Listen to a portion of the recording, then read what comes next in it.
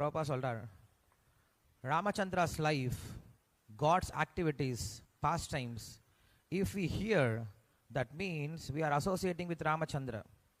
There is no difference between his form, his name, his pastimes and himself. He is absolute.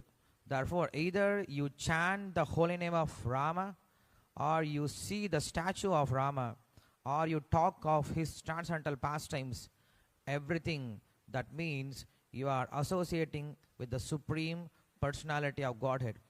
We take advantage of these days when the incarnation of God appears or disappears, and we try to associate with him.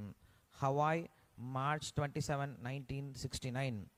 பகவான் ராமச்சந்திரனின் வாழ்க்கை, அவரின் செயல்கள், லீலைகள் ஆகியவற்றை நாம் கேட்பதால் நாம் அவரின் சங்கத்தில் இருக்கின்றோம் என்று அர்த்தம். அவருடைய வடிவத்திற்கும் பெயருக்கும் லீலைகளுக்கும் அவருக்கும் எந்த வித்தியாசமும் கிடையாது. அவர் பூரணமானவர். நீங்கள் அவரின் பெயரை சொல்லுங்கள் அல்லது அவரின் விக்கிரகத்தை பாருங்கள், அவருடைய லீலைகளை பற்றி சொல்லுங்கள், இது எல்லாமே நாம் பூரண முழுமுதற் கடவுளான அவரின் சங்கத்தில் இருப்பதாகவே அர்த்தம். எப்பொழுதும் பகவான் வருகின்றாரோ செல்கின்றாரோ அவரது நிகழ்வுகளை, இந்த நாட்களை நாம் அவரை நினைவுபடுத்தி அவருடைய சபையில் இருப்போம். ஸ்ரீல பிரபுபாத கி ஜெய்.